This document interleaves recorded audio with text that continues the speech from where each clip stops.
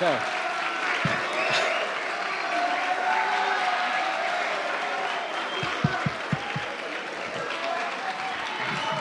Okay.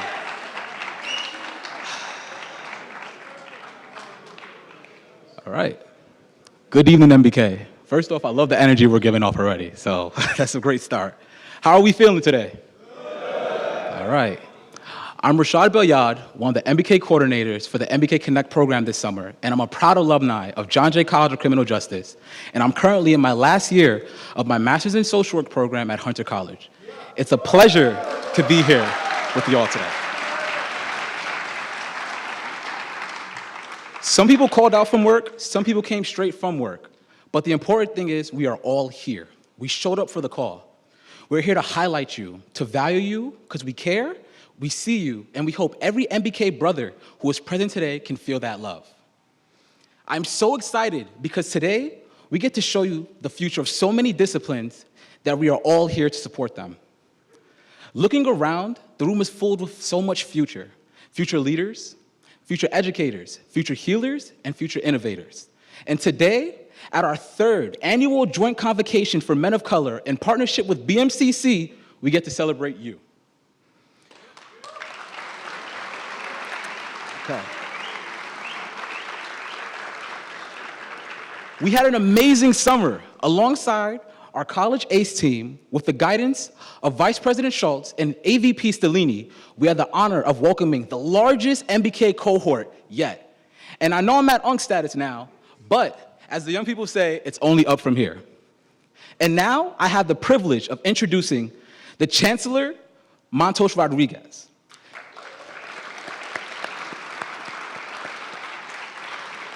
Well, I'm almost there. Felix V. Matos Rodriguez is the 8th Chancellor of the City University of New York, serving nearly 240,000 degree-seeking students across 26 New York City colleges with an operating budget of $4.1 billion. As Chancellor, he has focused on advancing system-wide career opportunities through industry partnerships, eliminating barriers in the transfer process, and reducing costs to improve retention rates and graduation rates for students. An accomplished award-winning historian who previously worked at 3 CUNY colleges, his historic appointment made him the first educator of color and the first Latino to lead the nation's largest urban university.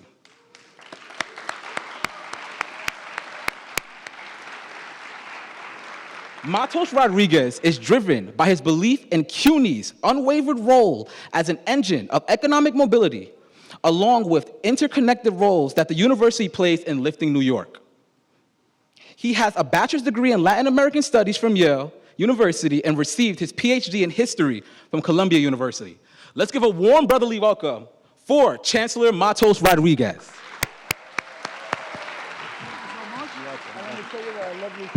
Thank you so much. I wish I could wear that. Oh, thank you so much for that very, very kind introduction, Rashad. And I know you gave him a lot of love, but why don't we give him some more love? Obviously, he's one of the most beloved. And I am really honored to be at John Jay to sort of celebrate the MBK Connect program and to celebrate all of you. And I am proud of this incredible partnership, John Jay, BMCC, my brother's keeper in New York City, and the Eagle Academy Foundation. So my congratulations to the leadership in those 4 organizations for putting this thing together. I want to give a couple of shout outs, if you let me, before I begin. I want to highlight 2 individuals because without their very personal, intentional commitment to this program, to its vision, and to all of you, the students that it serves, we wouldn't be here today. And it is an honor for me to have colleagues in CUNY of their caliber working on behalf of all of you. So let's first give a shout out to our hostess, President Mason.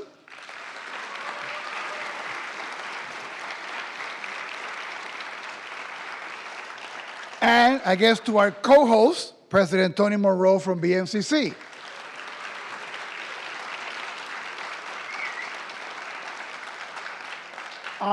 And he will be introduced later, so I am not going to repeat his many, many accolades, but you're entirely fortunate and blessed to have a keynote speaker today who embodies a lot of the values of the MBK program, who has also a life history that connects with the life history of many of you here. So thank you, Judge Edwin Novillo, for joining us here today and being the keynote speaker.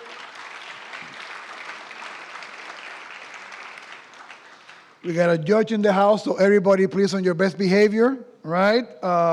And I also want to acknowledge somebody who is a great friend of the CUNY family, also a proud CUNY graduate, and someone who has a distinguished career in civil service and in politics, and here in New York City and in New York State. And for all of you who receive TAP or any kind of assistance from New York State, he's the guy making sure those checks are out and that money gets out. So please give a big shout out to Commissioner Guillermo Linares.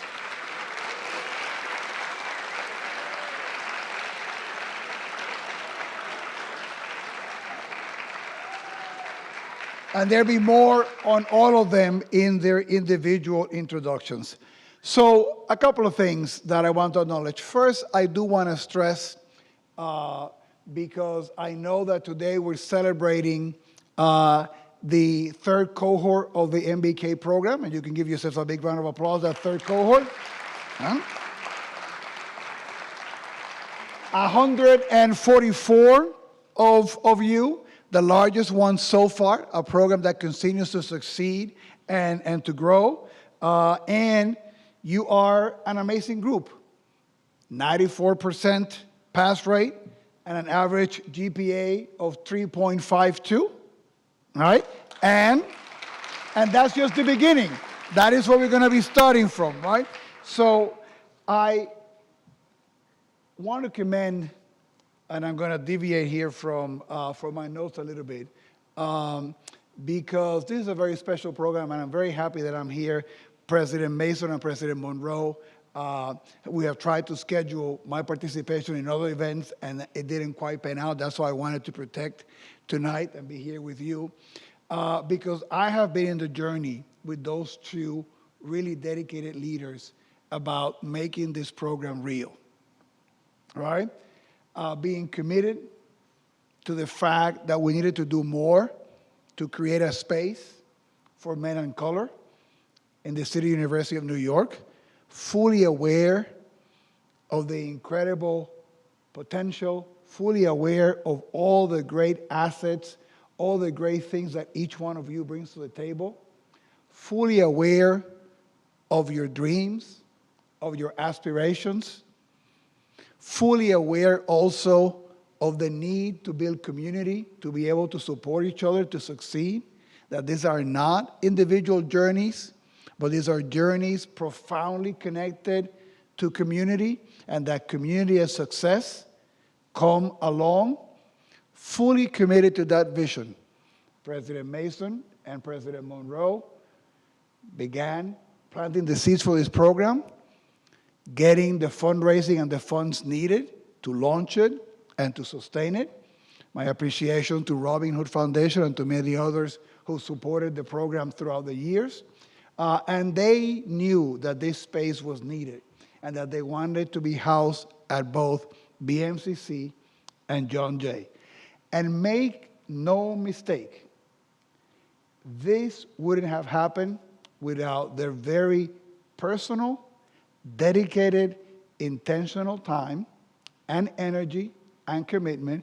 And I want all of you to give them a big round of applause and thank them for their leadership.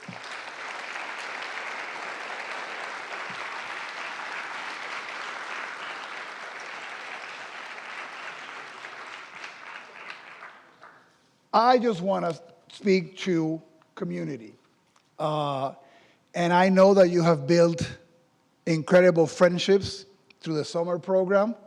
I am delighted that you also have been able to build community across cohorts, that you know that you have brothers in the classes that were here before, and you're building a larger network, an ecosystem of friends and people that can support you when things get tough, people that you can rely to and go for ideas, for information, to share your dreams, to share your aspirations, to share your fears, right? So that you don't feel lonely, so you don't feel you're the only person dealing with X problem or X challenge. And I am delighted of that message of community building.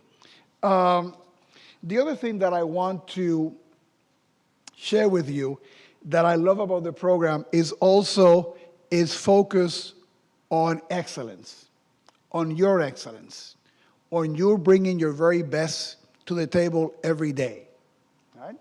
Not always perfect, right? But you bring every day your very best, and we help you as a community to get those talents that you have, to get those nuggets of great potential that are in you, and to build on them, and to do it through community. And I don't want to get preachy here, right? But I'm sure that throughout the journey here, the origins of my brother's keeper, where he comes from in Genesis, is something that you've talked about and discussed. But part of the rationale that gets, and I'm going to get this right because I'm from Puerto Rico, so gracias. I got my Bible in Spanish, right? So I am used to Caín y Abel, right? So if I mispronounce them in English, just laugh, right? But, you know, Caín got in trouble, right? Because his sacrifice was not deemed appropriate by God. And I don't want to get preachy, right? But that only means, right? And the idea of sacrifice might be something strange to our more modern generations. But basically, part of the message is you didn't bring your very best to something that was very special and very important. And that's part of the message, right? And we know that you have many, many, many great, valuable, excellent things. And part of the message is that you get to do that when you do it with community.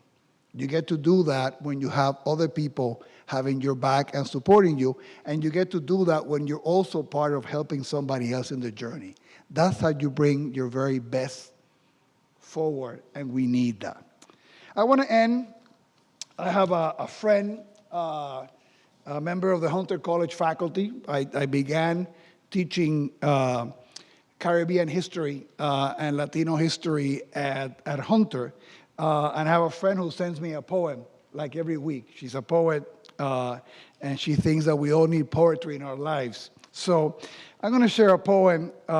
Is a Chicano poet, Alberto Rios, in the faculty at Arizona State University. And I got this poem like about a month ago, and I said, perfecto for the MBK students. So I'm going to do my best to read this poem, and hopefully I'll get to do it with some level of talent. The poem is called A House Called Tomorrow.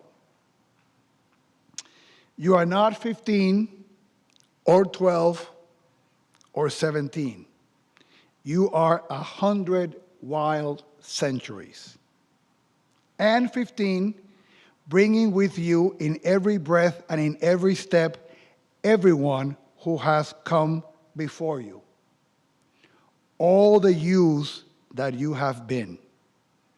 The mothers of your mother, the fathers of your father. If someone in your family tree was trouble, 100 were not. And the bad do not win, not finally, no matter how loud they are. We simply wouldn't be here if that were so. You are made fundamentally from the good. With this knowledge, you never march alone. You are the breaking news of the century. You are the good who has come forward. Through it all, and even if so many days feels otherwise. But think, when you as a child learn to speak, it's not that you didn't know the words. It's that from centuries, you knew so many, and it's hard to choose the words that will be your own. From those centuries, we human beings bring with us the simple solutions and songs. The river bridges and the star charts and the song harmonies, all in the service to a simple idea, that we can make a house called tomorrow. What we bring, finally, into the new day, every day, is ourselves. And that's all we need to start. That's everything we require to keep going. Look back only for as long as you must. Then go forward into the history that you will make. Be good, then better. Write books, cure disease, make us proud. Make yourself proud. And those who came before you, when you hear thunder, hear it as their applause. Thank you so much. It's an honor to be here.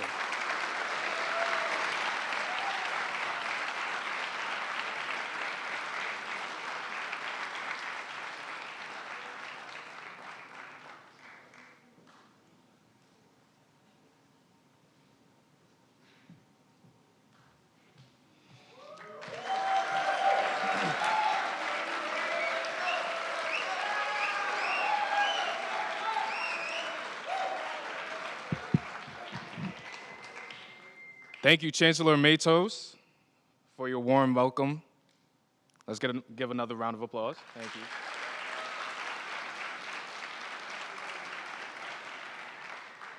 I'm Jaden Sharif. I'm a member from the original first-year cohort of MBK. Thank you.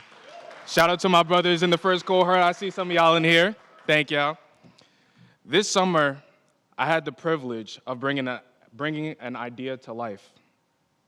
An idea that would not only show you how MBK has progressed over the summer, but also share the story of the brothers during the program. While not every story could be told in full, this video carries the spirit and experiences of all 144 students that you believed in. As you watch, I invite you not to see the growth, not just see the growth of the program, but the heart and determination of young people behind it. I am extremely excited to share this project with you guys today. Thank you. Almost 3 years ago, we launched the My Brother's Keepers initiative to give more of our young people the tools and the support that they need to stay on track for a bright future. My name is Emmanuel White. My mentor is Kim, the loud guy. Hey, when I say MB, you say K. MB, K. This program, I'm allowed to let people know me and let people see my face and let people see who I am. I can make an impact on myself. I could myself get out there. I really like the program. I feel really seen and felt like they actually gave me an opportunity to really excel. They really look out for you. They provide you with food, Omni cards, money. There's no reason to say no. MBK at the moment is like a group that I originally looked at and I was like, I don't really know if I would be a part of that. But now that I've been in the program, I think it's becoming to be more like a family of friends or a community that I could go to if I ever need anything. Meeting President Mason, she looked pretty nice. She was pretty approachable. I see I had a lot of aura. I'm not going to lie to you. So I had to mentally prepare for that. But hopefully I'll be able to make an impact eventually in the school. Hot seat's basically like when you sit at a table with your mentor group and then you get given a prompt and then you and another mentor group have to argue which side is better. I think hot seat really helps with dealing with larger groups of people because it kind of combines individuals into one hive mind in order to speak on one specific topic. So it really helps you socialize and get to know other people's views and opinions. Definitely a refreshing thing to see more people that are still in the same program as you and that there is multiple MBKs out there from different cohorts. In the beginning, it was fun watching the mentors go against each other because, you know, it was like cheer on your mentors, cheer on the people that have been helping you go through your process, helping you through your progression through this program. So before dodgeball started, I expected that it would just be like similar cohort to us, right? See some people that like I could be like, oh, these people look like me too, you know? And like we would go against each other and then talk it out, be like friends, chill. So when John Jay took the win, I think the energy was like, it was really up there because me and like my people were sitting on the top of the bleachers. We were all just standing like, yeah, yeah. So we were like pushing to get everybody to make a chant and like it ended up working. It was great. And that type of environment, like if you played on a sports team, you know, it's like really like, it's great to feel like your whole body feels like lifted when everybody's fighting for the same thing. But when we won those 2 out of the 3 games, it was definitely a great feeling to have like a community all fighting for the same thing. Once John Jay won, I was out my seat, stomping and clapping for everybody, including my mentor, Ade, because he made it towards the end. So it was just really great. I learned a lot of new things about the Brotherhood. I noticed that no matter what the situation is, everybody can come together for one collective reason, whether that be dodgeball or trying to just hype up the Brotherhood in general. So it really showed that we were one unit and we were able to just be MBK.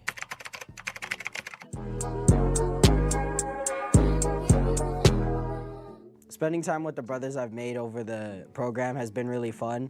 Going to see the movie actually made me get a taste of how it would be like to be in an outside setting that's not on campus. But even when we are on campus, it's really fun. I have classes with some of them, so it's gonna be really cool to see how that will progress throughout the fall semester.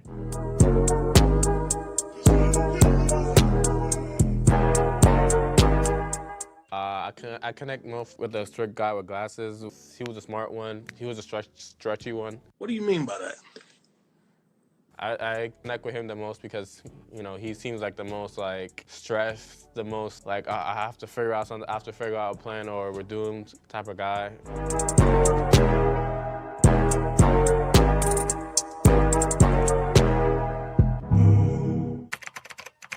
I explained to them that when I was their age, I was a lot like them. I didn't have a dad in the house, and I was angry about it, even though I didn't necessarily realize it at the time. I made bad choices. I got high without always thinking about the harm that it could do. I didn't always take school as seriously as I should have. I made excuses. And the point was I could see myself in these young men. Thank you for believing in me, Brotherhood. Because of you, I'm able to chase my wildest dreams.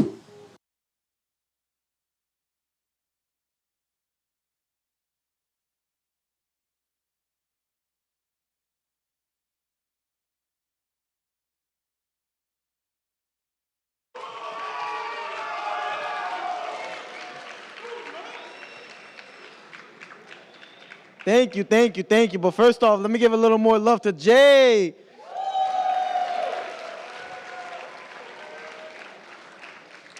All right. First off, I'd like to say good evening. My name is Raul Apano. I'm a student of the 2025 summer cohort of the MBK program, the Borough of Manhattan Community College. Go Panthers.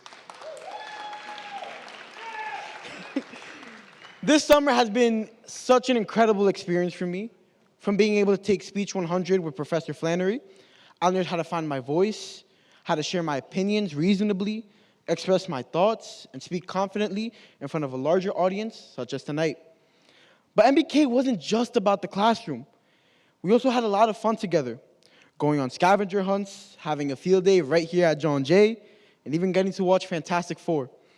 Along the way, though, I built strong connections with my fellow MBK scholars, connections that felt like family, connections that became a brotherhood. I also had amazing mentors who were there for me every step of the way. They gave me advice, guidance, support as I made the transition from high school to college. And I'll always be grateful for them. Damani, Pedro, Gio, Matt, just to name a few, thank you so much for being consistent and always being there when we needed it.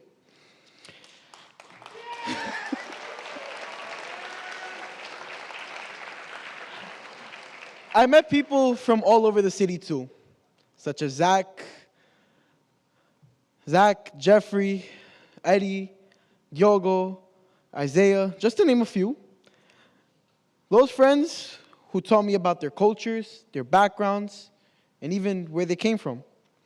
I also personally loved our collaboration with John Jay, which at the same time taught me about my fellow MBK scholars, such as what we're afraid of, and also what we can excel in. At the same time, it made me realize the same for me. We also had many fun times, such as playing volleyball, dodgeball, which I never realized I was good at, which we also got to do simple things, such as playing board games, singing karaoke, which allowed us to bond with our brothers on an even deeper level. Along with this, I'd like to also comment that I am a former Junior Reserve Officers Training Corps cadet. And using my associate's degree, I hope to earn a commission in one of the major branches in the United States military, which the MBK program surprisingly helped me. It's helped me getting a head start on college, but also introduced me to people who are former military and also planning to enlist in the military. I hope the MBK Summer Connect program continues to grow, as more scholars coming out of high school get to experience the fun, the bonds, and the brothers that I had, as well as also being able to get a head start in college using the MBK program. I hope to become a mentor in the summer of 2026 to pave the way for these future scholars the same way my mentors did to me. Now, before we present the BMCC video, I'd like to have my BMCC audience to please stand and do our now famous chant. Umlaut! Umlaut! All right.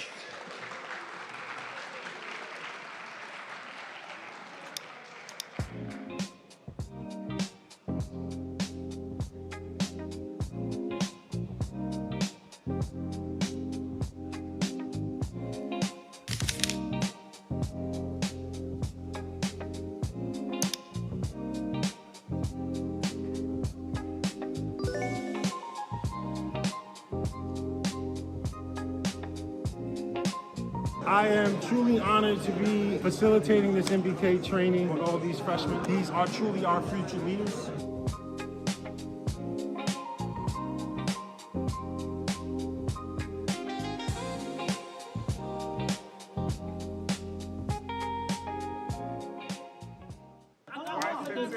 Shoot!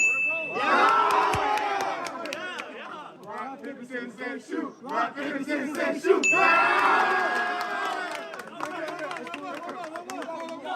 Rock, paper, scissors, shoot! Rock, paper, scissors, shoot! Rock, paper, scissors, shoot! Rock, paper, scissors, shoot! Stop playing with me! Scissors! That's what we're doing. We're doing rock, paper, scissors? Yeah!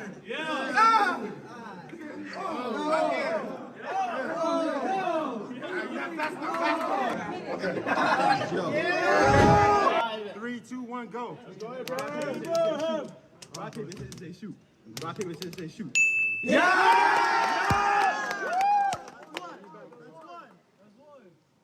Rock, paper, scissors, rock. It's the end, and we all stand together. And that is the purpose. Right, clap it up.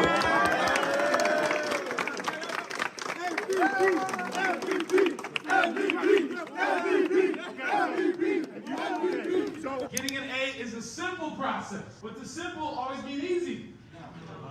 The game of basketball is simple. Put the ball in the hoop, right? But is it easy at the high level? Absolutely not. What gets in the way? Coaches, other team, competition, crowd, physics. Simple, but it's not easy.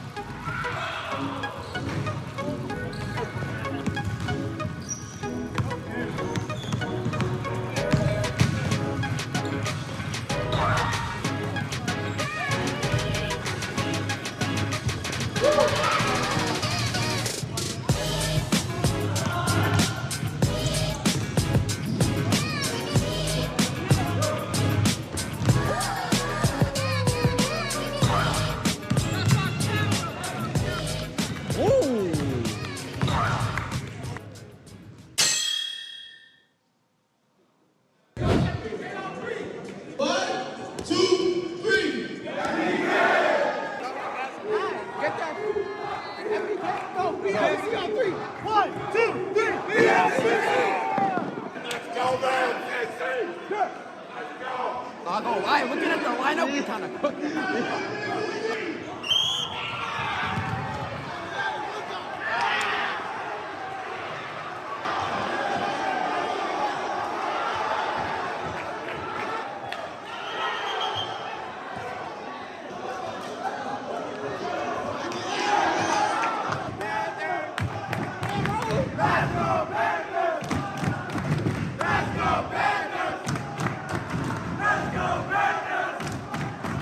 Feel me? I got my attire. I got a good line.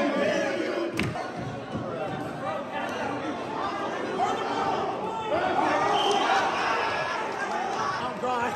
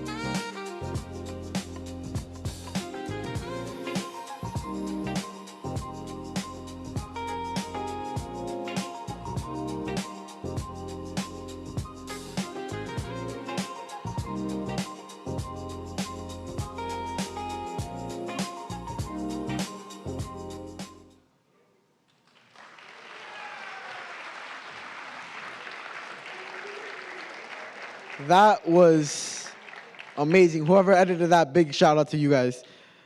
But further along, I'd now like to introduce the incredible BMCC MBK leadership, Farid Safo and Genesis Rubio. They not only learned how to help me navigate college and get a head start, but they also made so much of this program possible. Without them, many of the fun activities and events we enjoyed this summer would have not happened. So now please join me in showing appreciation. Let's give it up for Genesis Rubio and Farid Safo.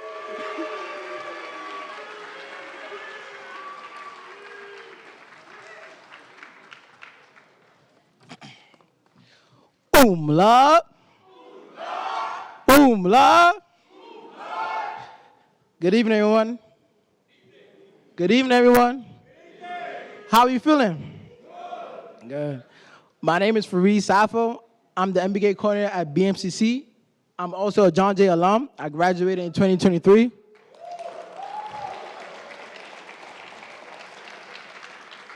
I'm currently pursuing my master's at Borough College, majoring in public administration. Hi, good evening. My name is Genesis Rubio, and standing here today is a truly full cycle moment for me. I'm proud to represent as the BNCC alumni from class of 2023 and the John Jay alumni as of 2025.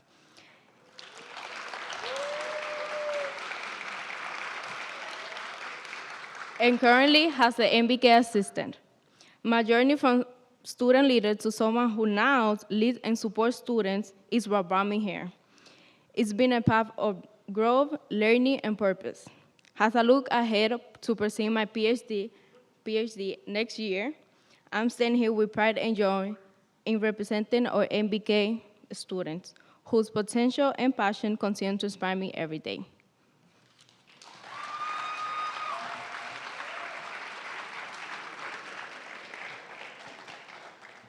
My experience as an MBK coordinator has been enriching.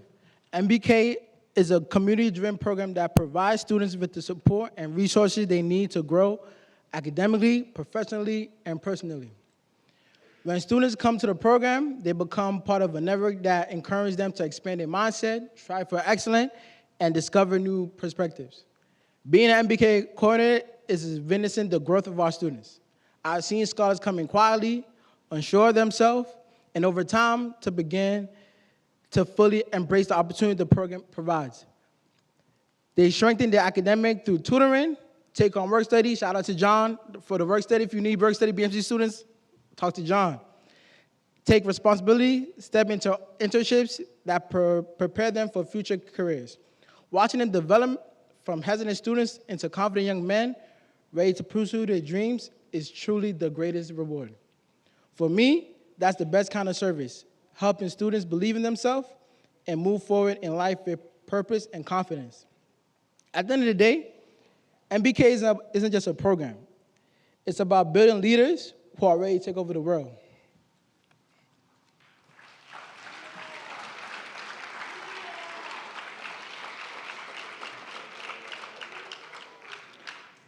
I believe MBK isn't just about helping the student grow into the best version of themselves.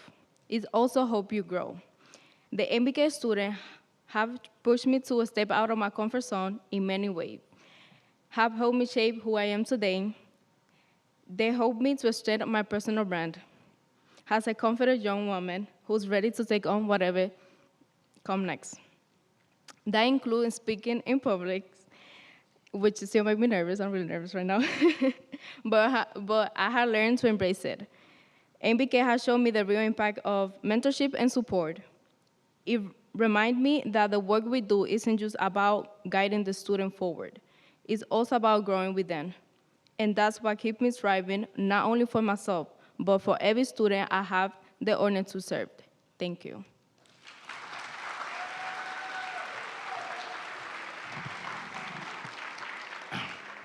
One of the best moments we had in MBK this summer was our field day right here at John Jay. The energy was crazy. Students came together to compete in basketball, dodgeball, and volleyball. Now, I gotta be honest with you. There was a little cheating, as you can see in the video. There was a little cheating.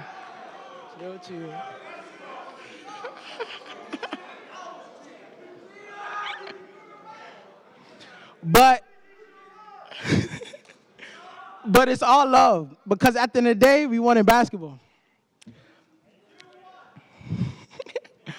I want to sincerely thank our students for the dedication and the resilience, especially during the shorter and more demanding summer session. I also appreciate the staff and partners at BMCC. I would like the partners and staff at BMC to stand up so we give a standing ovation for them. Right? Without you guys, this wouldn't be possible. Thank you all for having me. Now I would like to introduce BMCC President, Anthony Monroe. Right?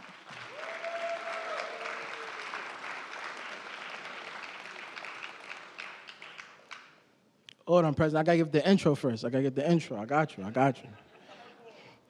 President Monroe has led Borough of Manhattan Community College since 2020. Some of his earliest initiatives included establishing the Race, Equity, and Inclusion Steering Committee and launching the President Fund for Excellence and Innovation. Under the guidance, BMC has boosted retention and graduation rates through enhanced advising support services and well-being programs. His committee to fundraising has expanded scholarship, upgraded facilities, and grown academic programs. Notably, BMCC secured a $1 million CIEE matching grant to support global internships and study abroad in locations such as Seville, Kyoto, Paris, London, and Cape Town. Further highlighting his dedication to advancing higher education on a national and international scale. President Monroe served as the chair of the Board of Directors for Community College for International Development and is a member of the Board of Directors of Hispanic Educational Technology Services. He also serves on the Board of Directors and the Executive Committee of the Council for Higher Education Accreditation, and the Steering Committee of Presidents Alliance for Higher Education and Immigration. President Monroe's advocacy has garnered numerous accolades, including recognition as a power player in education by Politics NY, inclusion in city and state higher education. Power 100 and Manhattan 100 list. Recognizing in NY and Metro Politics, Black Power Players list and Power Players in Education list. Participation in the Aspen Institution College Excellence Program President Fellowship and recipient of the Jamaica Independence Award for Education Leadership from the Consulate General of Jamaica, New York. A Caribbean Impact Award from Snaps Media, a Cranes New York Business Notable Black Leadership Recognition, or Heritage Award from the Consulate General of Jamaica, New York. And a Pargoner Award for New Presidents from the Phi Theta Kappa Honor Society.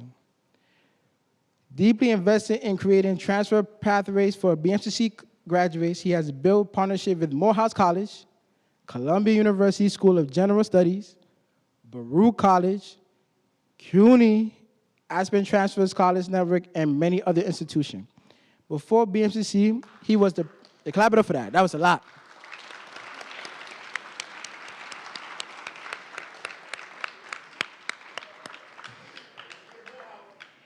I said Morehouse. That's number one, you know. Before BMCC, he was the president of Access County College in New Jersey and Malcolm X College in Chicago. Served as the president of 3 hospitals and directed public health organization, earning acclaim as one of the nation's top minority healthcare executive.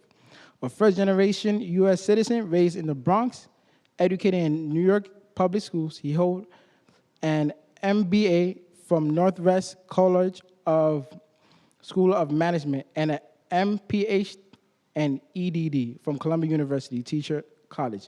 Now, can we all clap and give it up for President Monroe?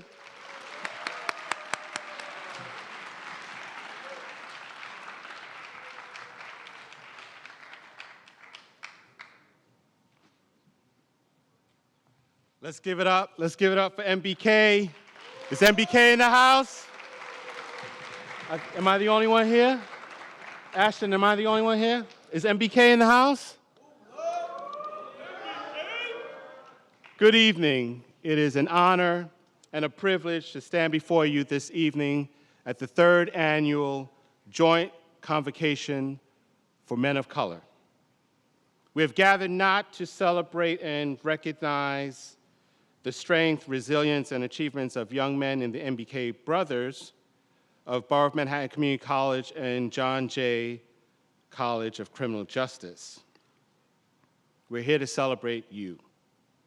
The MBK My Brother's Keepers initiative, launched by former President Barack Obama in February 2014, sought to bridge the persistent opportunity gaps that boys and young men of color face.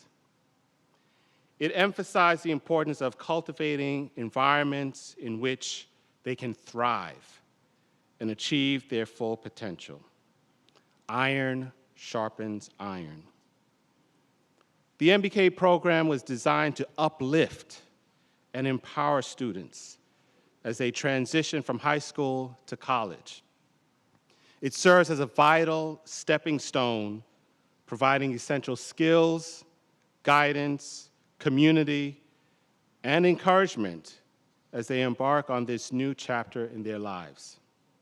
Today, we celebrate the hard work and dedication demonstrated by the 82 participants at BMCC's Summer 2025 MBK program and the 144 participants at John Jay. And if my math is correct, Chancellor and President Mason, that's 226 lives that we have touched this summer.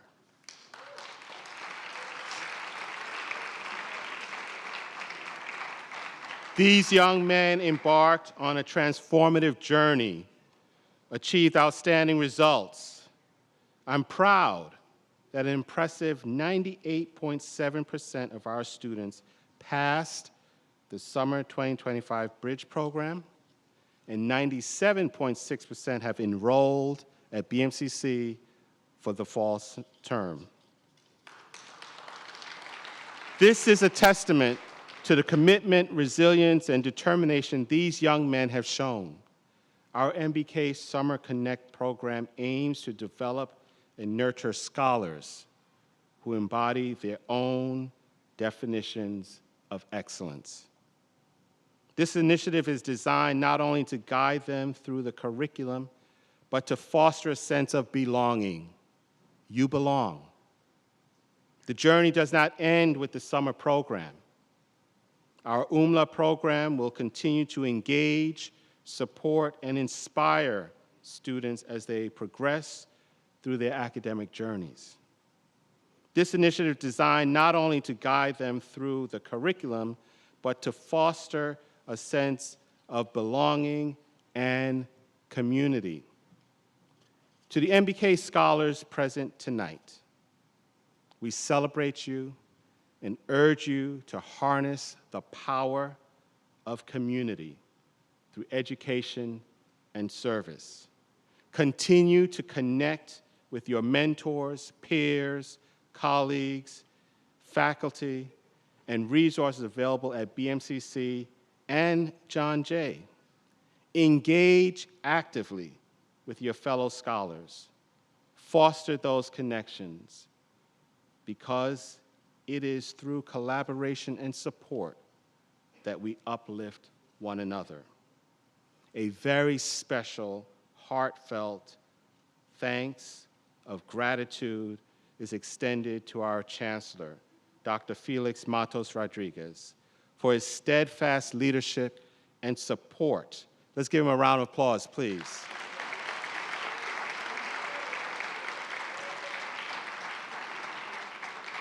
A very special thank you to my friend, my colleague, Carol Mason.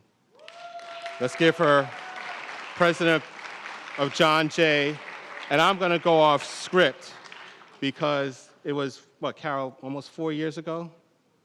You called me and said, we need to do this. And I said, yes, ma'am, let's do it. And she's been tirelessly working to make sure that we have all that we need to build this program. So thank you, President Mason. This initiative is designed to guide our students through the curriculum, but also to foster a sense of belonging, as I've said. In addition, I'd like to express my gratitude to tonight's keynote speaker, who you'll hear from shortly, the Honorable Edwin Novillo, whose insights and experiences will undoubtedly inspire our future leaders. A shout out to Dr. Linares, who had to leave, for his unwavering support. And much gratitude to the BMCC and to the John Jay leadership that have made this possible. In closing, remember that each of you have the potential to shape not just your futures, but the fabric of our communities.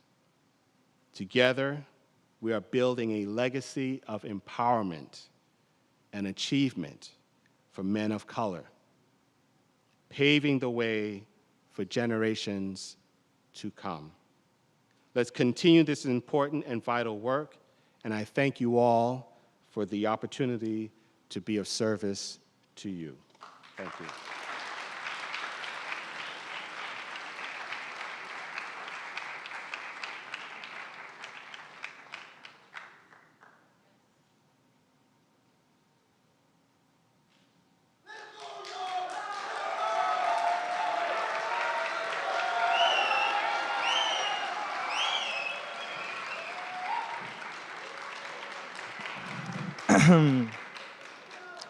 Buenas noches y feliz mes de la herencia latina para todos. I want to wish you all a good evening, especially to my mom who's watching this. Te quiero mucho, mami. My name is John Lendorf. I'm a freshman here at John Jay, but I'm also a proud MBK brother from cohort 3. I'm here to share a quick story about me. Let's start with a quick question. I want you to raise your hand if you've ever felt insecure at any point of your life. Okay, I see a couple hands. Actually, many hands. Almost every one of us, right? Because we all go through insecurities. And I'll give you my own example. Only 2 months ago, before MBK, I felt like I wasn't gonna be able to make any friends here. Like I wasn't gonna be able to even talk to anyone or my professors or make any friends, right? However, here I am, talking to all of you in stage. Let me tell you,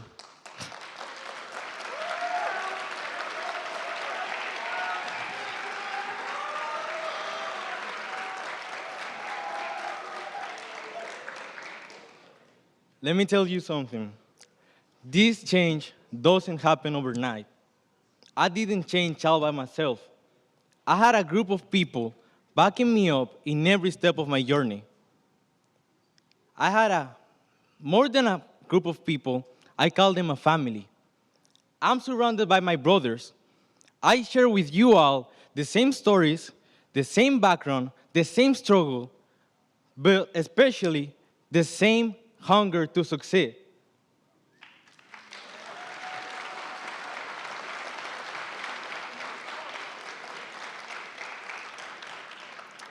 And now, let's do something real quick. You guys know it.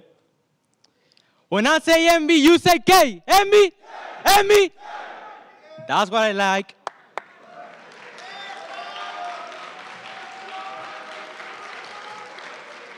Today, I stand before you not only as a brother from MBK, but I've recently been accepted as a peer advocate fellow for the Immigrant Success Center.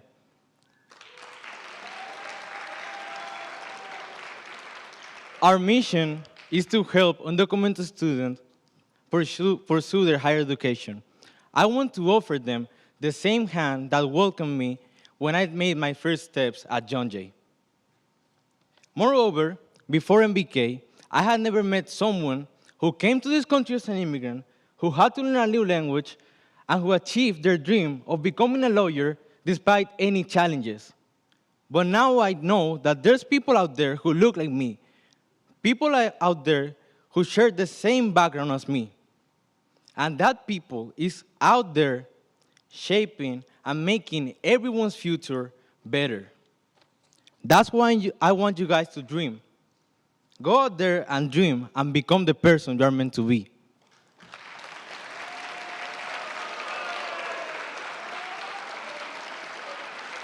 Mi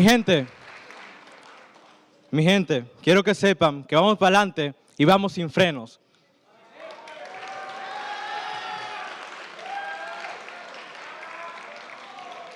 And now, speaking of inspirational role models, it is our honor to welcome the Honorable Edwin I. Novillo, a proud alumnus of John Jay College of Criminal Justice and a trailblazer in the legal profession.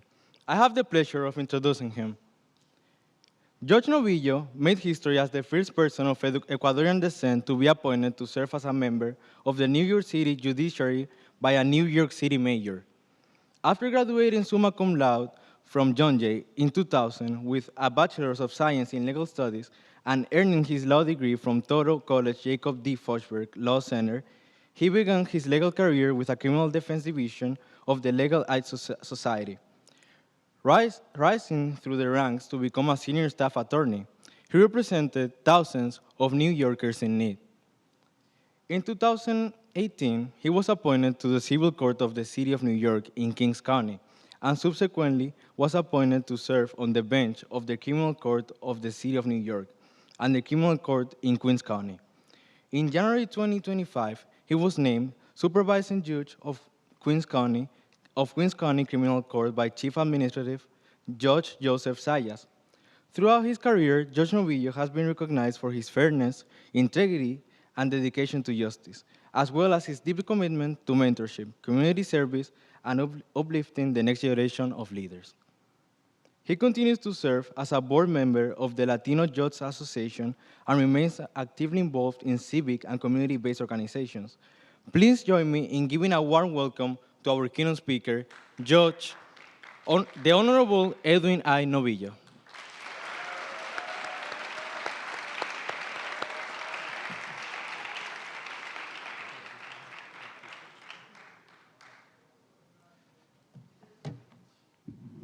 Right. Good evening, everyone.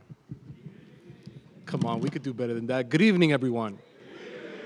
Right. First of all, I want to say it's an incredible privilege and honor to be here with you all tonight. I want to thank all of those who've worked so hard in making My Brother's Keeper a reality and a success, especially President Mason, President Monroe, our Chancellor, and everyone who's put in time to nurture this program and have you all here. You know, when I was asked to give this keynote address, I was told, all we want you to do is speak about yourself for a little bit. And let me tell you, it's really not as easy as it sounds. Because when you're living your journey, you don't always stop to realize how far you've come. So I guess I'll tell you a little bit about myself. I'm currently an acting justice of the Supreme Court, and I have the privilege of being the supervising judge of Queens County Criminal Court.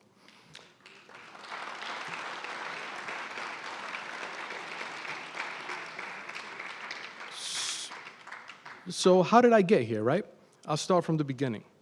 I immigrated to this country from Ecuador when I was about 3 years of age. I grew up... Thank you.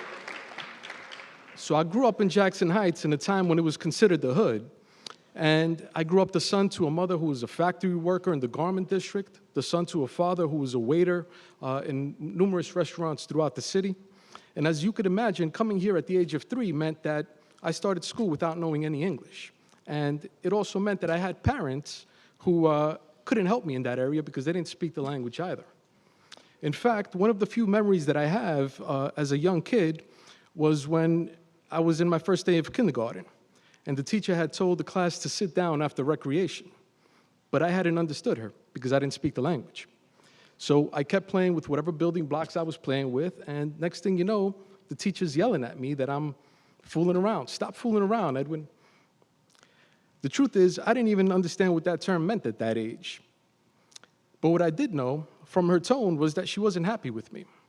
And I didn't figure out why that teacher wasn't happy with me until I sat down and the kid who was bilingual next to me told me what I had done wrong. Now, I share that story with you because it's quite literally the start of my educational journey. And because maybe some of you know the feeling of walking into a room where not many people expect much from you and where you start at a disadvantage. The truth is, nothing about how I grew up or how I was raised or where I was raised suggested that one day I'd be standing here before you as a college graduate or law school graduate, nonetheless the supervising judge of the criminal court in the county in which I grew up in. So how or why did I decide to pursue college and ultimately law school, right?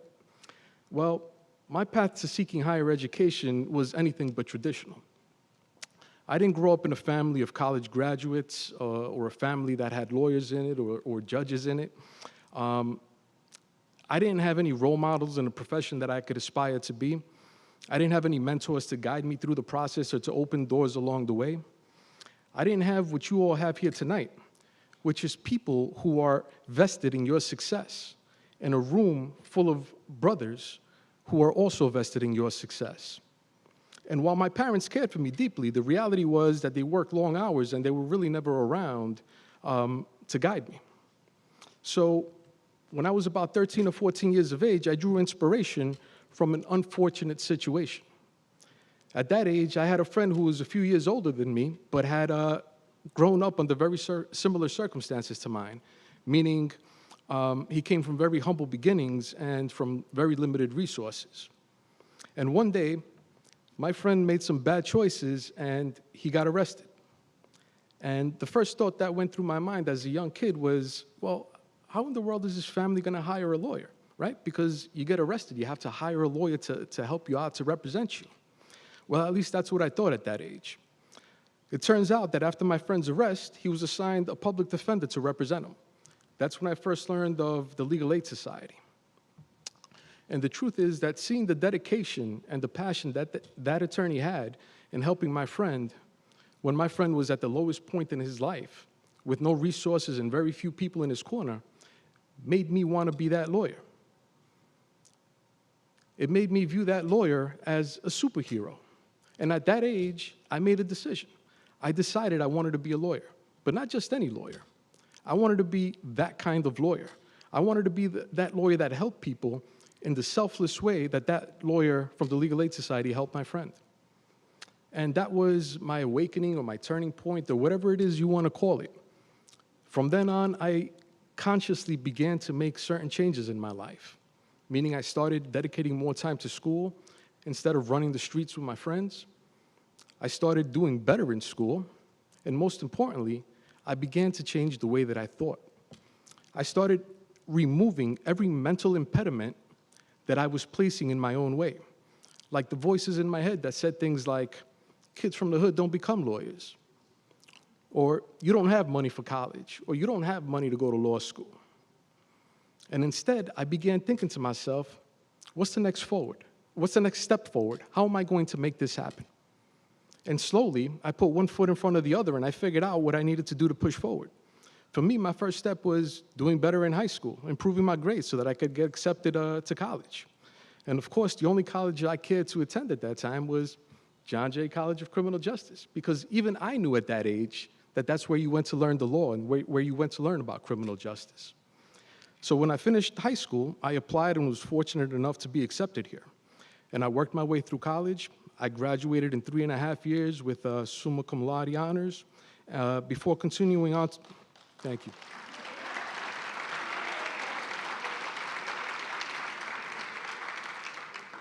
Before continuing on to law school with a partial scholarship.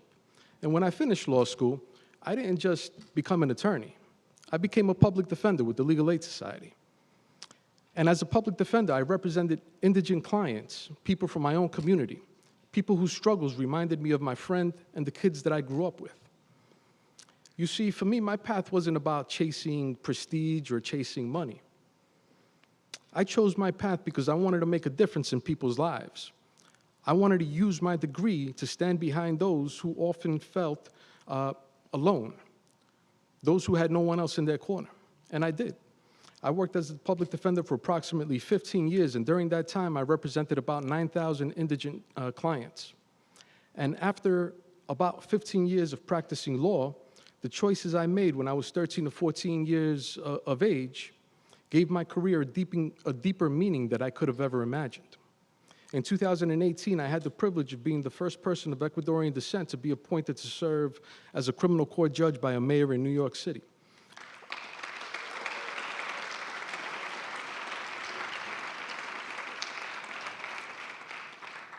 I was 39 years old, and I was told I was the youngest judge in the city at that time. Now, the truth is, I never thought about becoming a judge. In fact, becoming a judge wasn't even in the realm of possibilities for me as a young kid. Growing up, there were very few people who looked like me in the legal profession, and even less people who looked like me on the bench. Nevertheless, I dared to dream to become a judge. And that dream was fueled by my desire to make a bigger difference in my community, to serve my community, and to use my position to bring about positive change. And with time, as that desire and that dream became stronger, I quelled all the voices of doubt that you hear when you're thinking about taking the next step forward. Voices that said things like, you're not good enough, or you're too young, or kids from the hood don't become judges. I shut those voices out and I replaced them with voices that said things like, why not me? I can do this, and I will do this, and I will make a difference. You know, there's a quote often attributed to Henry Ford which says, whether you believe you can or believe you can't, you're right. Think about that for a second. To me, that quote is very, very powerful because it shows that success begins in your mind, as does failure. That's why your mindset, your values, and your determination will always matter more than your circumstances. I'm going to say that again because I want it to sink in. Your mindset, your determination, and your values will always matter more than your circumstances.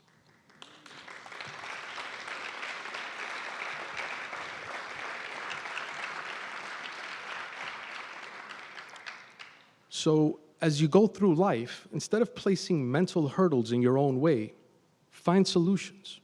Know that you can achieve anything that you put your mind to. Don't sell yourself short. And most importantly, hold yourselves accountable for your actions as well as your inactions.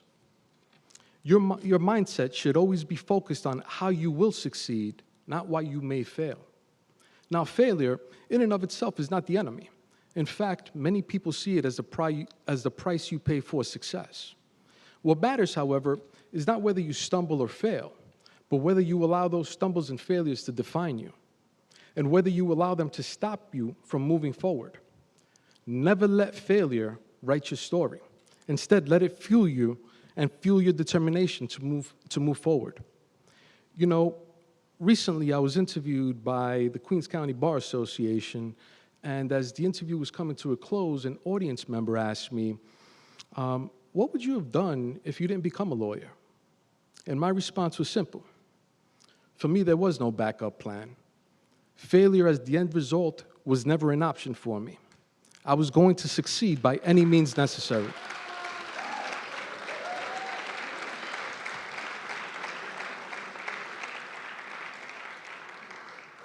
And you know, that's the mindset I implore you to have as you move forward through life and as you set goals for yourself.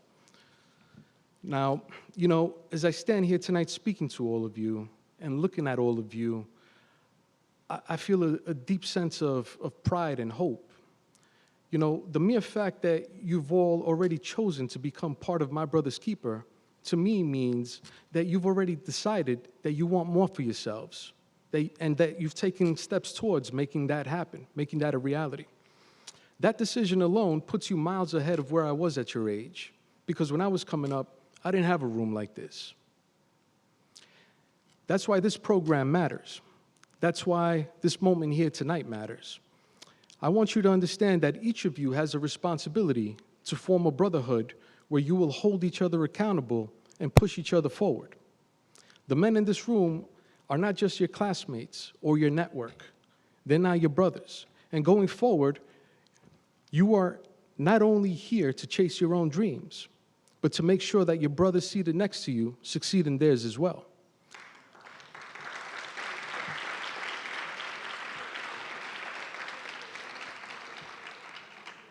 I want to make sure that you all understand that true success isn't about how high you reach or what status you reach. True success is measured by how many people you lift up along the way.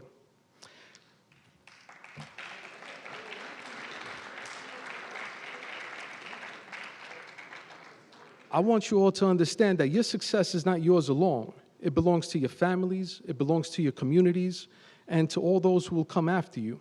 You are your brother's keeper, after all. Now, I'll leave you with this. You know, my family, including my son who's here tonight, often ask me why I'm always out at different bar association events or having conversations with young kids and away from the family as often as I am. The truth is simple. It's not because I don't value my family. I love my family. I love my kids. It's because I feel an obligation and a responsibility to be visible, to show young men like you that there are people who look like you and who grew up like you, who sit in positions of leadership and authority today. And just like I stand before you today as quote-unquote a role model, I want to remind you that you're all the role models of tomorrow. And just like I have a responsibility and an obligation to be here before you tonight, you have a responsibility too, and an obligation too, to be standing where I'm standing, sharing your journey and inspiring the next generation when it's your time. Now, before I leave you, I want to recognize, I don't know if you all saw me tonight, I was with an officer who was with me. He was standing around me most of the night. And I have to say, he's not just an officer. That gentleman holds the rank of major, which is the highest rank a court officer can hold in Queens County Criminal Court. Major Jason Ellison is in fact the first person of color to achieve that rank in Queens County Criminal Court. Major, I want you to stand up.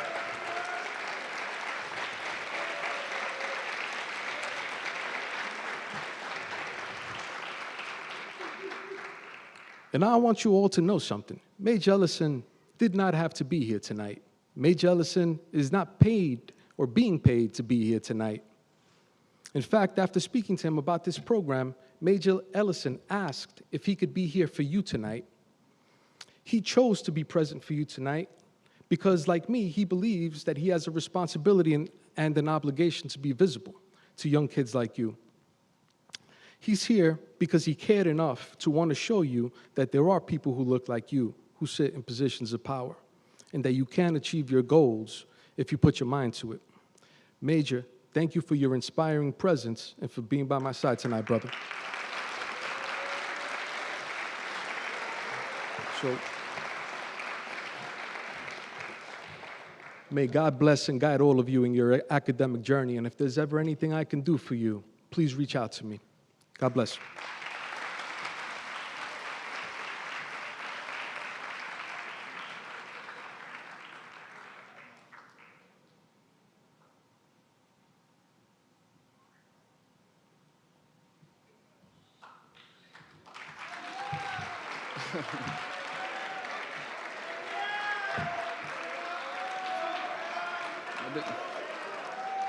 Thank you.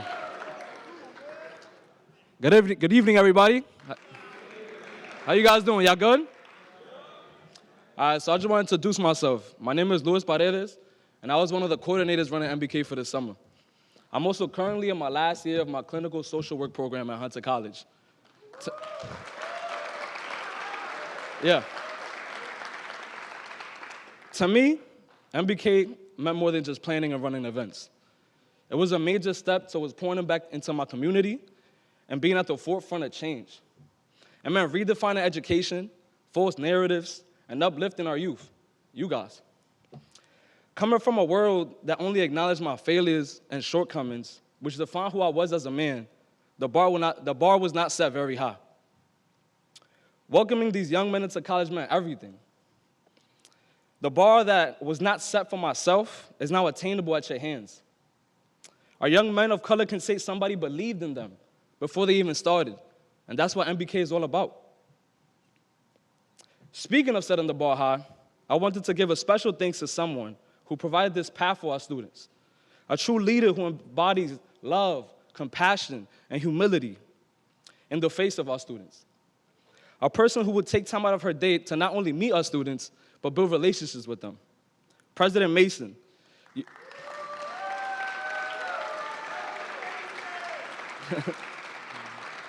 Your presence showed the very thing our students might have very well lacked.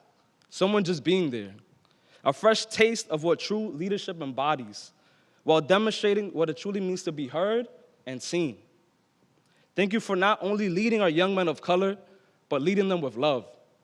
Please welcome our fearless advocate, President Carol V. Mason.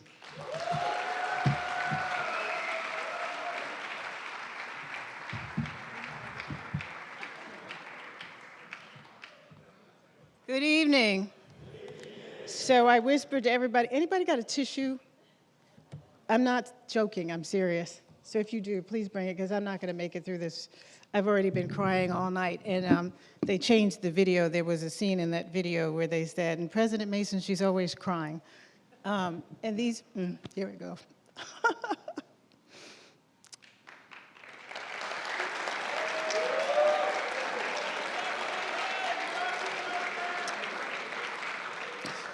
I don't think you know how much I love you and how proud I am of every person in this room today. I still remember the first day we welcomed cohort number 1, and I know some of you in here. Cohort number 1, let me hear you. There you go. Cohort number 2, let me hear you. And cohort number 3, let me hear you. Yeah. Thank you.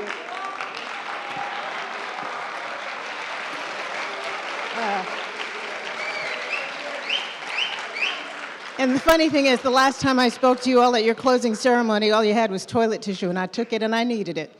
And I don't get embarrassed by that. But I am so proud of you all, and I hope that you all have heard how much everybody believes in you, believes in your dreams, and I'm not reading my script either. I'll get to it because there's some people I want to recognize here. But we believe in you, and we believe in your dreams, and we are here to make sure that all of those dreams are realized. So do you feel the love?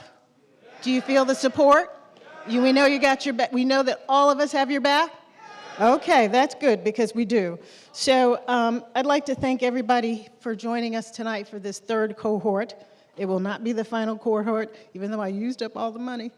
So anybody listening, I'm out there raising money. Wait, is this being live streamed? Is it being recorded too? Okay, I got to be careful. They know I go off script. But I've been out this week trying to tell your story. Yesterday, what's today? So Wednesday morning at 9 o'clock, I was speaking to this group called Concordia, which is something they have during the UN conference, international conference. And what they wanted us to talk about was MBK. And I talked about you all and the success. And this international audience was so impressed with you all, and I hope they're going to invest in us because you all are worth the investment and worth the success. So MBK ACE and MBK Connect, we are here for you. Chancellor Rodriguez, who I call Phalo, my boss, thank you for trusting me. I know I'm not an easy person for you to try to control, but thank you for trusting me with this work. At a time when people are not wanting us to do this work, you have never tried to intervene. More than that, you have supported it, supported it, supported it. He believes in you all. That's why he's here tonight. So let's give Chancellor Matos Rodriguez a big round of applause. Judge Novillo, thank you for coming through for us and giving us the speech we needed to hear. And can I have your hard copy? Because I want to keep it. I'm not joking. I'm serious. Because I will quote you and give you attribution. But he is you. And did you hear, he brought his son here. Please stand up. I know you're used to being embarrassed. That's what old people do. We embarrass young people.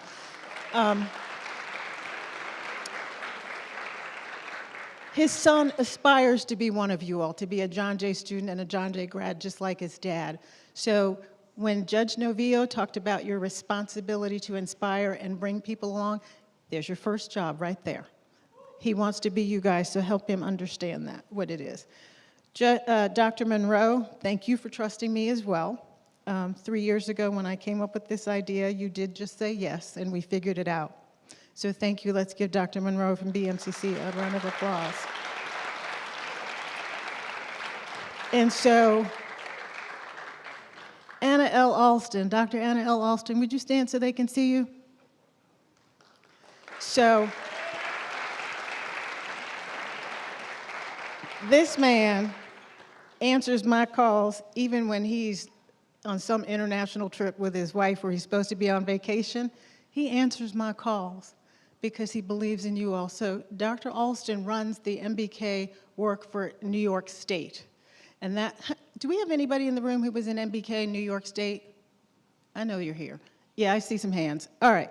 So for those of you who don't know, and I know I'm way off script, and I'm sorry I'm keeping you all, but it's important for you to understand who is invested in you. So I was one of the original architects when President Obama started MBK, and I was there when he made that press conference and made that announcement. And New York State has done something that nobody else has done in these United States. They created an MBK program for K through 12 or PK through 12. And Dr. Alston believes in you all, and what he has created, and I go to their conference every year, is absolutely amazing, and you all are the product of that. And so when I saw this MBK work happening in New York State, I said, we've got to do a better job of having a handoff from the MBK K through 12 to CUNY. And so we had a conversation. I brought together lots of people to talk about how are we going to do this. And Dr. Alston talked about a summer program he was in before he went to college. This was in April we had the conversation. For our first cohort, April of 2023. And I said, we're going to do a summer program for our entering men of color freshmen in the summer of 2023. So in May of 2023, I had no money, but I had faith. We were going to create this program for MBK, for students coming to their freshman year at BMCC and John Jay. I used to tell people the bad news is our entering freshmen men of color at John Jay, I don't know the numbers at BMCC, at the time were a little more than 300. That was the bad news. That was the good news. So I said, if that's all there are, then we're going to make sure they succeed. And so with no money, just a hope and a prayer, we started calling everybody graduating from high school in New York, who was admitted to John Jay, and inviting you into the summer program. So that first cohort, thank you for being the answer to my prayer. Give yourselves a round of applause. And so, as a result of that success, the Obama Foundation invested in cohort 2 and cohort 3.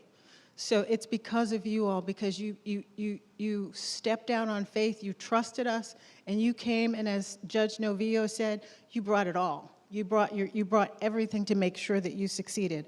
And 75% of those who were in cohort 1 are now rising juniors, or here in their junior year here at John Jay. That is huge success. 75%, that blows out the numbers that we've ever had for male students of color. 82% from cohort 3 are now sophomores. That's huge success. Come on, clap for them too. In cohort 3, of the 144 of you all who finished the program, all of you are here in your freshman year, and we expect you all to blow out those numbers and to make sure that you all stay at 100% as you make it through, because you're all going to do it together, right? Right? I know the drill. MBK? MB? Right. You're going to make sure you do that for each other. So I want to talk about a couple of our students who let me tell their story. Thank you. So David Chin, are you here, David Chin Jr.? You're supposed to be near the front where I can see you. There he goes. Thank you for letting me tell your story. He grew up knowing that his older brother, Amani, would always look after him. With an 11-year age gap between the two brothers, Amani took it upon himself to protect and support and inspire David.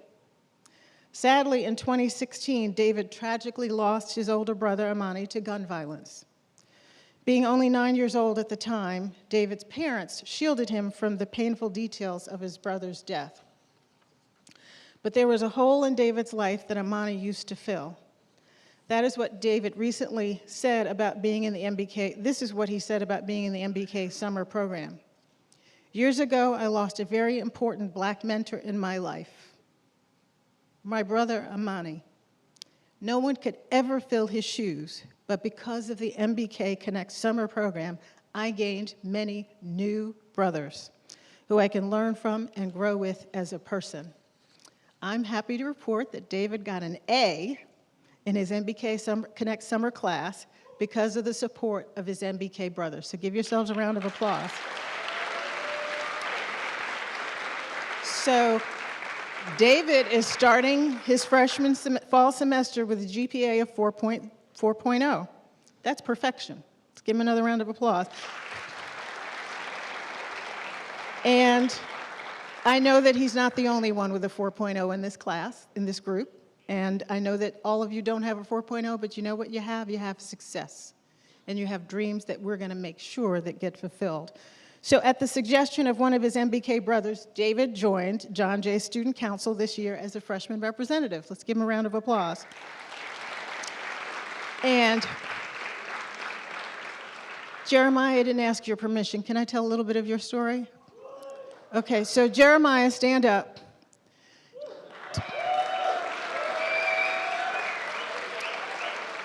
Jeremiah was supposed to be an MBK scholar, and he's the one person that didn't make it through because he had a health issue, a severe health issue. Can I say it? Okay. He has to go to dialysis 3 days a week. He didn't get to be an MBK scholar, but he got to be an MBK peer advisor this year. Let's give Jeremiah a round of applause. And Dr. Alston, that's why what you inspired me to do for the summer is so important. And it doesn't end with the summer. And he knows what I'm about to do. I'm about to get in his pocket. He knows what's coming. I need your help to sustain this through the year and not just in the summer. Right, guys? Okay. So as I mentioned, this year's summer cohort is twice the size of the previous MBK cohorts, thanks to Robinhood. Let's give Robinhood a big round of applause. And so Delandra, would you stand up? Delandra runs our ACE program. Let's give him a... And so, without even asking Robinhood for any money, I'd been telling our program person the success of MBK and how committed we were to MBK, and they called Delandra and said, we're going to fund a cohort of 150 men of color MBK ACE program at John Jay because of cohort 1 and 2. Let's give yourselves a round of applause. And now, Robinhood's money didn't start until the fall, till they start in the fall, so I had 144 that I had to use up my money for the next few years. So y'all got some donors out there? We're looking for them, okay? Because we're going to keep this going. We're going to have cohort 10, 12, 13, whatever. We're going to keep it going because we believe in this. And as I said, I don't care what it looks like. I know I'm going to figure out how to keep this going because of you all, because you deserve it, because we need you. It's not just that we believe in you, we need you. And so I'm going to tell one final story, and then I'll let you get to the food. So is it Ocean or Ocean? Ocean? How do you say it? Okay, Ocean. Ocean Cabrera. He's right there. He wants everybody to know about your dedicated efforts to MBK and what it means to him. He said, you're not just creating better human beings, you're creating a brighter future because we are the future. These are Ocean's words. You all are our future. You invested in us, and you'll see that return on your investment grow as we grow into lawyers, judges, police officers, teachers, social workers, scientists, therapists who elevate our country. And that's what we need right now, is you young people to elevate our country and to continue to give us the hope that we have in you, because I know that our future is...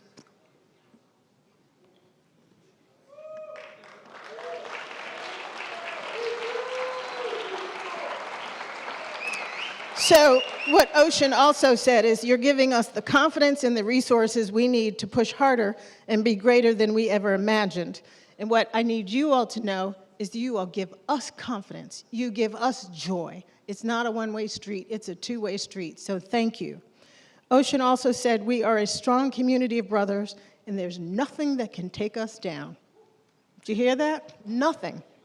And so I couldn't agree more with Ocean's sentiments, and to make sure that you know that we are so excited about your future, and we're so excited about our future because of you. So thank you for trusting us. And the other beautiful thing about MBK Connect is that you all have made a commitment that every other person out there who did not get the benefit of this program, that you are sharing what you're doing with them, what you've learned with them. And we've seen the difference in the numbers and the retention and the success of our men of color because of you. So please keep sharing, keep inspiring us, keep making me cry, because I love you.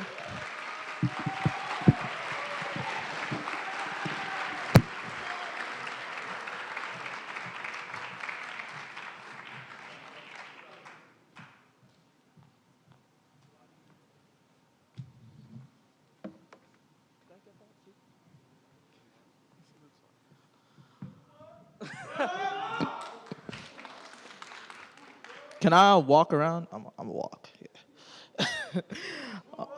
Thank you, thank you. Good evening, everybody. My name is Boubacar Jauna. Many of you here might not know me. Many of you do. I'm a freshman at BMCC. This is my third cohort. I'm part of the third cohort here at MBK. I'm gonna talk a little bit about myself first and my dreams. I'm a theater major.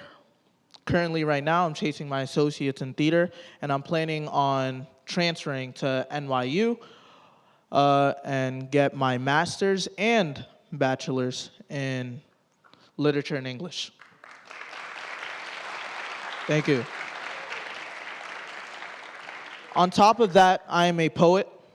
Poetry is my passion. Poetry is my favorite thing to do, not just on my free time, but anywhere, literally anywhere I can do it, I do it. I plan to become one of the best poets of my generation, and I'm not joking about that. I've been doing a lot of things to try and push towards that. So let me leave you with this. I hope this isn't the last time you'll hear from me or one of my pieces. And from this day forward, I'd like to introduce myself as Booba the Poet. Oomla! A place where family isn't defined by blood, gender, or race. A community where love is given to all and all flowers find their way to bloom. MBK is a place I call my home. Its people, my second family. My guiding light and my water to my ever-flowing garden. Challenges have been overcome, journeys have been started, connections have been made, and lessons have been learned here at MBK. We have changed. We have been shaped, carefully crafted into the future of today. Together, we are one, our eyes see far, and our body stands tall.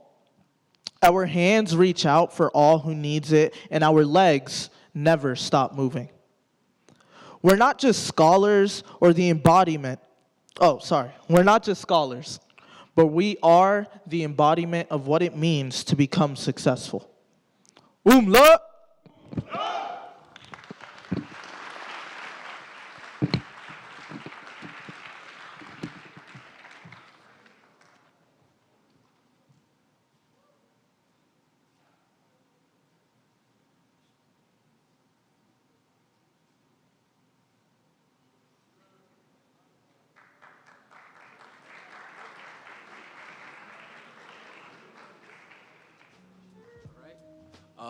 Again, I want to thank you everyone for showing up. This was an amazing convocation, and I hope you guys to see you at the next convocation because MBK is going to go on forever, right?